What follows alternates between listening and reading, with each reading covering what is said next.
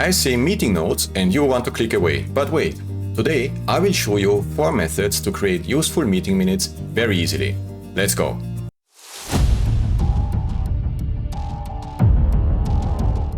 I get it. Nobody really likes taking notes during meetings, and even fewer people like reading them, which might be why nobody likes to take them in the first place. It's a vicious circle. But, and it's a big but, taking meeting notes does not have to be cumbersome or useless. And having a written record of meetings can actually be really useful. Well-organized meeting notes can keep you on track and accountable. Plus, by capturing key points, you free up mental space, allowing your brain to do what it does best, which is to think, of course, rather than memorize. One of the easiest and most common types of note-taking is outlining. It involves structuring your notes using a hierarchical system. You start with the main points, sub-points, and details. I'm sure you have seen it. This keeps your notes clear, well-organized, and very easy to review at a later point. By using indentations, you can emphasize the relationships between various parts or topics. Taking notes with the outline method does not require any particular preparation or even a template. A blank sheet of paper or an empty document on your PC, tablet, or even phone will do quite nicely. You just put your meeting title at the top. Then, each section starts with a heading per main topic. Each subtopic and related facts are written underneath the proper heading. Of course, you can add symbols to highlight important parts or differentiate between normal notes, action items, and other content types. Additionally, you can link related items quite easily with a quick line or arrows. Here are my top 3 reasons for using the outline method. I know there are more, but I will focus on the top 3 pros and cons of each of the 4 methods in this video only. You can find the full list on my blog, to which I will link in the description down below. First, using headings and subheadings in the outline method kind of automatically creates a hierarchical structure that helps you see the relationship between different ideas and concepts. This very logical organization of information allows for easy navigation through the meeting content, and you can quickly locate specific information within this outline. Second, it's quite time efficient. No preparation is needed. You can quickly start taking notes of your key ideas and organize them under appropriate headings on the fly. And third, your outlines can easily be understood by people even if they are not participating in the actual meeting, which of course promotes effective collaboration and ensures that everyone is on the same page regarding the meeting outcomes, sometimes quite literally. As for the things that I don't like so much about the outlining method, it can be challenging to use it in fast-paced meetings. If you have rapidly moving discussions, then taking detailed notes in an outline format may be challenging, and this could lead to gaps in capturing important information. In other words, might not be fast enough to capture everything and might miss important things. Second, they offer somewhat limited flexibility. If the meeting itself lacks clear headings or subheadings, coming from an agenda for example, the outline method might not be as effective in capturing information or creating a logical structure. The outline method's hierarchical structure might also not be ideal for capturing non-linear discussions, like brainstorming sessions, where ideas are not necessarily organized in a clear hierarchy, but, by nature, flying around rather wildly and creatively. And then, compared to more visually engaging methods like mind mapping, for example, the outline method might appear a bit boring and lack the visual appeal that some individuals find very helpful for information retention and for reading the meeting notes afterwards. I just mentioned mind mapping, so let's talk about that one for a bit. Mind mapping is a visual note-taking technique that uses a central idea or topic at the center of a page with branches radiating outwards to capture related concepts and subtopics. It really helps to represent connections between ideas visually and stimulates creative thinking and brainstorming. It also encourages using colors, symbols, and images to represent not only connections and relationships between different elements, but sometimes even whole ideas and concepts. Mind maps capture information in a holistic and creative way, allowing for flexibility and non-linear thinking. This method promotes better understanding and memory retention by engaging the brain's left and right hemispheres, fostering a more comprehensive and interconnected representation of knowledge. In other words, the idea is, if you use the logical part of your brain in combination with the creative part, you will tend to remember things better. Write the main idea in the center of your page in a box or a circle. Then, write each agenda item in circles linked to the outside of the main idea. As the meeting progresses, start drawing lines pointing to sub-thoughts, ideas, facts and figures, whatever is popping up. Then you can also draw pictures and interlink different items. Eventually, when you're done with note-taking, you can simply export your mind map and share it. As one would expect, mind mapping really shines when meetings are more creative and less rigid. Mind maps are basically ideal for brainstorming sessions because they make creative note-taking easy, and as we just mentioned, they actually combine the creative and logical parts of our brains. You can use different colors, symbols and images to represent ideas and concepts, making the whole process actually quite engaging and enjoyable. One might almost say it's fun taking notes. With the central topic and branching structure, mind maps naturally emphasize the most critical ideas and concepts discussed during the meeting.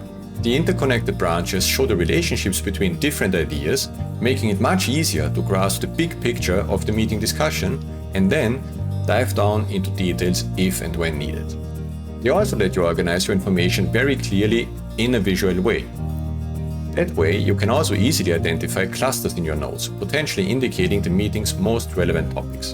Mind mapping itself is highly flexible and adaptable to different meeting topics and discussions. You can quickly add new ideas and concepts to the map as they emerge, even if they were not planned or on the agenda. This fosters a collaborative and creative environment. On the other hand, mind maps can be highly personalized and may not be easily understood by others, especially if they are unfamiliar with this note-taking method. This means that sharing mind maps with colleagues might require additional effort to explain and ensure clarity, especially for people who might not even have been there when the mind map was created. Creating and updating complex mind maps in real time during fast-paced meetings might also be challenging and can lead to confusion. Now, while creating a mind map, you might also focus on connecting ideas and concepts more than actually listening to what is being said, resulting in the omission of crucial details. That's a trap. This could lead to incomplete notes, of course, and to a lack of comprehensive information. Clearly something we would like to avoid whenever we take notes, regardless of the method. If the meeting involves a lot of textual information, such as detailed reports or statistics, then mind mapping might not be the most efficient method to capture all this data accurately. Another challenge might be the space. The available space for expanding a mind map on paper or a whiteboard is by default rather limited. And this can restrict your ability to add new information without disrupting the existing structure. Of course, this can be avoided by using software for drawing the actual mind map. Using such software also makes it much easier to then share the information and share their notes or the complete mind map with the participants of the meeting or other people who are interested in it. Sorry to interrupt, I almost forgot, well, I did forget to quickly ask you to like the video and subscribe to the channel. Assuming you do like it, of course. But since you're still here, the odds for that seem to be good. So, in any case, thank you. I appreciate it. Where was I?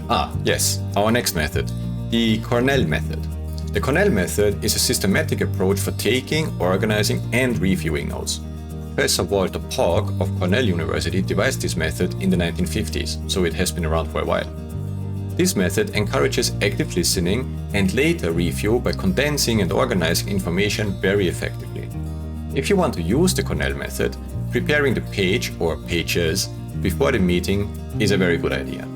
At the top of the page, just write down the name of the meeting or seminar or event that you're participating in, the date, and of course, the subject. The left portion should be approximately 5 centimeters wide. Call it the Q questions keyword column. This is where you're going to put your subheadings, all of which should be written as questions, so that's a specific oddity of this method. In the larger column on the right, also called the note-taking column, write your, well, you guessed it, notes in the usual manner. And then at the bottom of the page, we reserve a space of approximately 5 centimeters for a summary. Summarizing the notes in the bottom row helps to consolidate our understanding. This is best done after the meeting or workshop, and it also helps to identify gaps where further questions or analysis might be required. Here's an example with notes about what SWOT analyses are and how to do them. As you can see, We wrote down our notes in the note-taking column. We made them as detailed as necessary, noting any examples. Immediately after the event, write down the keywords and key phrases or actions in the Q column. These should sum up the detailed notes in your note-taking column. You can then turn your keywords and key phrases into questions, as recommended earlier. Now revisit the notes and write a summary in the bottom section of your page while the whole event is still fresh in your mind. As you may have guessed, this method is widely used for attending lectures, but works well for business meetings too. Which brings me to my pros. It provides a clear and systematic organization of notes with designated sections for cues, main points, and summaries. This structure makes it very easy to locate and review specific information when needed, not just by yourself as the note taker, but also by other people who are familiar with the concept and the system. Second, the summary section at the bottom of the page gives a very quick overview of the main ideas discussed during the meeting. This facilitates an efficient review, making it much easier to refresh your memory later on. And third, the Cornell method encourages you to distill information into very concise notes, while still ensuring that important details are not being overlooked. It strikes a nice balance between brevity and comprehensiveness. While all this is great, there are also some drawbacks. The Cornell method can be time-consuming to set up, especially if you don't do it before the meeting. This extra preparation time might not be quite feasible for busy professionals with packed meeting schedules. So when time is of the essence, such as in fast-paced meetings or emergency situations, then the Cornell method structure might actually hinder quick note-taking. Also, adopting the Cornell method requires learning and getting used to a structured approach, which might be challenging for some individuals. It may take time to develop the habit and grasp the most effective way to use it. And last not least, the rigid format of the Cornell method might not really accommodate certain types of meetings or discussions. For instance, there might not be enough time to adhere strictly to the structured layout in brainstorming sessions or in highly dynamic discussions with a lot of attendees. The last method for today is the quadrant method. Although it has been around for a while, I came across it only relatively recently, and I have been using it in a few meetings since then. The quadrant note-taking method is, once again, a structured approach that involves dividing a page into 4 quadrants, hence the name, or sections if you like. This method allows for clear organization and separation of information, making it easier to review the notes and understand them later on. As with the Cornell method, preparing for taking notes before the meeting makes a lot of sense. But even if you don't, it's really very easy and does not take much time. Divide the paper or your document into 4 separate quadrants. The top left one is where you write down any questions that need answers during the meeting. The top right section or quadrant gives you space for notes that are key insights.